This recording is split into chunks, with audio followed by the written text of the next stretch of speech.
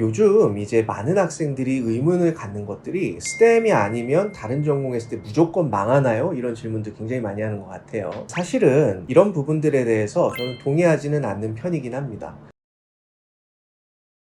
안녕하세요, 이준용 원장입니다. 오늘은 좀 흥미로운 주제 하나를 들고 찾아왔는데요. 우리가 요즘 전공이 많이 쏠리고 있는 전공 쏠림 현상에 대해서 이야기를 하고 있잖아요. 우리가 예전부터 이야기했듯이 AI의 발달이든 기술의 발달이든 또는 사람을 대체할 수 없는 이런 영역에 대해서만 우리가 생존을 할 수 있다든지, 이런 키워드들이 되게 다양하게 우리가 화두로 떠오르기는 하는데, 그런 부분들이 많은 학생들에게 고민을 안겨주다 보니까 결국은 이공계 또는 비즈니스 이런 영역들로 학생들이 전공을 편중해서 지원을 하는 경향이 두드러지는 것 같습니다. 오늘은 이런 STEM 전공이 아니더라도 어느 정도 소득 활동을 기대할 수 있는 전공들이 어떤 것들이 있는지 우리가 순위표들을 좀 정리해 놓은 게 있어서 가져와 봤고요. 그걸 가지고 우리가 이야기 나눠보면서 한번 STEM이 아니더라도 어떤 전공들을 해볼 수 있는지 고민해보는 시간 가져보면 어떨까 합니다. 요즘 이제 많은 학생들이 의문을 갖는 것들이 STEM이 아니면 다른 전공 했을 때 무조건 망하나요? 이런 질문도 굉장히 많이 하는 것 같아요. 사실은 이런 부분들에 대해서 저는 동의하지는 않는 편이긴 합니다. 근데 왜 그러냐면요, 어차피 우리가 지금 있는 스타트업들을 한번 살펴보세요. 그래서 요즘 유니콘 스타트업들 중에 투자를 받은 기업들 중에는 기술 기반 스타트업도 많지만요, 서비스 기반의 스타트업들도 굉장히 많거든요. 그래서 자동차를 기반으로 해서 우버 같이 그것들을 공유해서 이동 수단에 대한 문제점을 해결한다든지, 또는 이제 다양한 부분들에서 교육 같은 것들에 한계점이 있다 보니까 온라인 교육 솔루션들을 통해서 어떻게 좀 강의를 잘하면 쉬운 개념들을 이해 못하는 학생들한테도 단기간에 이해를 빠르게 도와줄 수 있는지, 이런 부분들을 해결하고자 하는 스타트업들이 유니콘으로 성장했던 사례들이 굉장히 많기 때문에, 우리가 이런 부분들을 생각해 보면 단순히 기술만을 내가 잘한다 해서 좋은 직업 세계로에 진출할 수 있는 교두보를 확보할 수 있다는 명제는 그렇게 합리적이지는 않다고 생각을 합니다. 그래서 보통은 이런 혁신을 위해서는 문제를 제기하고 그 문제에 대한 솔루션들을 제공하는 데 있어서 상당한 기획력들을 요구하는 경우들이 많고요. 특히 그런 기획력들을 형성하는 과정에서 인간에 대한 이해와 그리고 그 상대방에 대한 분석력이 뛰어나지 않으면 아무리 뛰어난 기술이라도 사장되는 경우도 많기 때문에, 여전히 이런 STEM이 아닌 전공을 하는 것도 본인이 방향성만 명확하게 갖고 있다면 상당한 기회들을 가질 수 있을 거라고 생각하고 있어요. 그래서 예를 들어 보면요, 우리가 링귀스틱이나 이런 전공들이 이미 좀 사장돼 있는 것 같다라는 우리가 인식을 하는 경향이 두드러지는 경우도 있는데, 어떤 면에서 보면 컴퓨터 사이언스 같은 것들은 이런 건물을 짓는 건설 방식이라고 생각을 하면, 이런 AI라는 건 말 그대로 그런 지성이잖아요. 우리가 인간으로서 계속해서 지식을 쌓고 이런 지식을 활용해서 상황을 대처하는 것들을 결국은 기계에다가 학습을 하는 그런 패턴인 것인데, 결국은 그런 방식에서 우리가 바라봤을 때 언어를 기계에게 가르쳐줄 사람, 또는 사회의 관계성에 대해서 가르쳐줘야 되는 사람들이 각각 필요한 법이라고 생각을 하면 좀 쉬울 것 같아요. 그래서 소시올로지, 링귀스틱 이런 전공들을 선택하는 데 있어서도 내가 추구하고자 하는 방향성이 이런 기계들과의 결합에 있어서 내가 중간다리 역할을 한다는 그런 생각을 한다든지, 또는 상대방을 이해를 하는 것들을 통해서 이 분야의 문제점들을 기술을 붙여서 해결하고자 하는 기획력을 더 배양시키고자 한다든지, 이런 부분들을 우리가 고민해서 우리가 방향성을 세운다면 꼭 STEM 메이저가 아니더라도 자신만의 니치한 영역들을 잘 찾을 수 있는 부분들이 전 분명히 있다고 생각을 하는 것입니다. 그래서 제가 이런 아이디어들을 말씀을 드림과 동시에 리스트들을 한번 보면서 함께 살펴보도록 하겠습니다. 일단은 1위는 소시올로지였는데요. 그래서 이제 소시올로지라는 거는 이 사회의 관계들에 대한 이런 다양한 사건들 같은 것들을 중심적으로 공부를 할 수도 있겠죠. 소시올로지를 가지고 우리가 살펴봤을 때 우리가 예상할 수 있는 이런 job들도 여기에 데스크립션이 좀 써 있는 것 같네요. 그래서 Guidance Counselor, Human Resource Coordinator, 또는 Criminology Researcher, Social Worker 같은 것들이 써 있는 것 같은데, 이것들을 공통적으로 살펴보면 결국은 상대방의 관계에 대해서 우리가 이해도가 높아질 수 있어야 해결할 수 있는 이런 직업들이라고 생각이 드는데요. 그리고 이제 두 번째는 저널리즘이죠.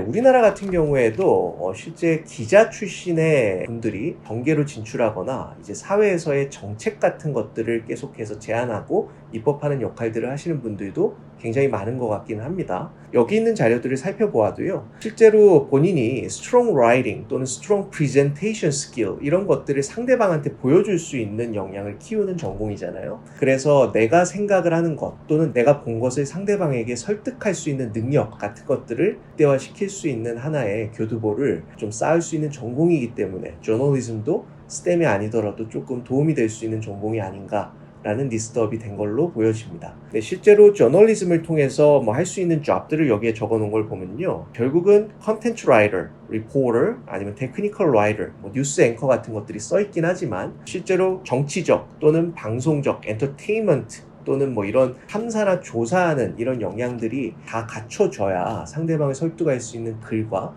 프리젠테이션을 할 수 있는 역량이 쌓이는 거기 때문에 궁극적으로는 그런 사유로 우리가 저널리즘도 충분히 좀 다양한 기회들을 아직도 엿볼 수 있는 부분이 있지 않나 싶긴 한데요. 다만 이제 AI의 발전을 통해서 단순히 사실관계를 옮기는 것들은 기계들이 훨씬 더 잘할 수 있는 시대가 매우 가깝게 오고 있기 때문에 본인이 이런 사고방식이나 또는 사유할 수 있는 능력들이 어느 정도 방향성으로 정해져 있어야 이 저널리즘을 선택하는 게 충분히 가치 있는 일이겠다 라는 생각은 듭니다. 네, 그리고 세 번째는 psychology이고요. 역시 psychology도 마찬가지로 뭐 인지 능력 또는 이런 임상에서의 능력 또는 디지털 포렌식이나 포렌식 같이 현재 있는 상황들에서 추론들을 하는 뭐 다양한 부분들에서 활용할 수 있는 역량들이 좀 쌓일 수 있는 전공이라고 볼 수가 있겠습니다. 그래서 좀 살펴보면 뭐 케이스 매니저, 뭐 psychiatric technician 또는 뭐 스쿨 카운슬러 같은 것들을 possible job이라고 얘기를 해놨고, 다만 이제 요즘은 사이콜로지를 기반으로 해서 심리를 디지털 치료제라고 얘기를 하거든요. 그래서 다양한 소프트웨어의 인간과의 상호작용에서 사이콜로지컬한 어프로치를 조금 더 심화해서 접근을 해서 소프트웨어와 인간이 교감하는 과정만을 가지고도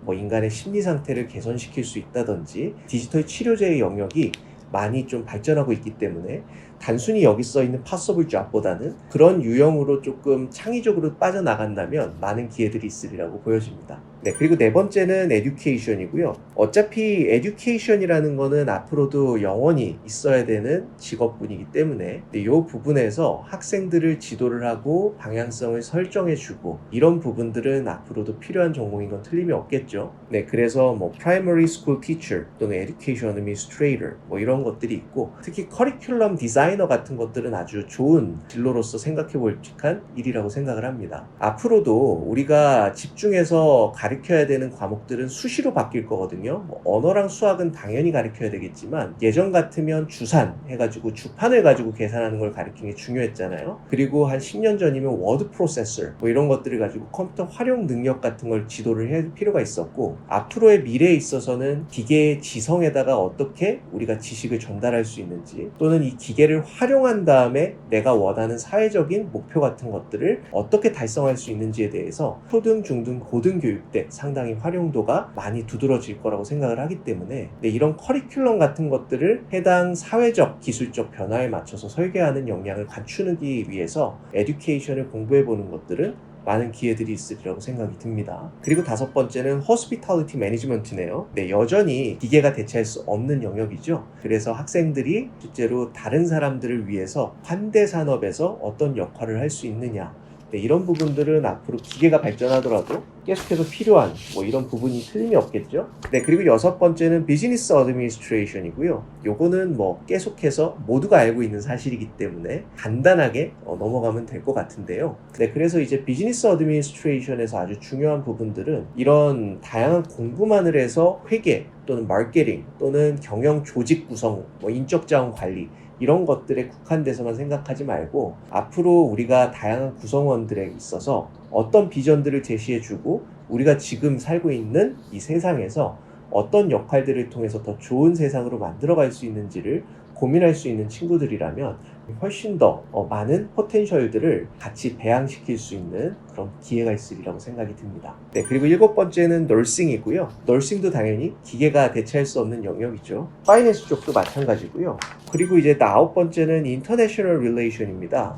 네, 최근에 이제 국제 관계에 관심 있는 학생들이 미국 대학 진출을 원하기도 하고 국제기구나 워싱턴 같은 데서 좀 활동할 수 있는 꿈들을 키우는 경우가 많은데 네, 보통은 이제 4가지 영역들에서 주로 공부를 한다라고 볼 수가 있죠. 그래서 Human Rights 해서 인권이나 뭐 국제 관계에 대한 갈등, 그리고 국제 정책에 관련된 부분, 또는 이제 International Security 해서 국제적인 안보에 대한 문제들을 핸들링하는 부분을 위해서 International Relation을 공부하는 부분들이 있으리라고 생각이 드는데요.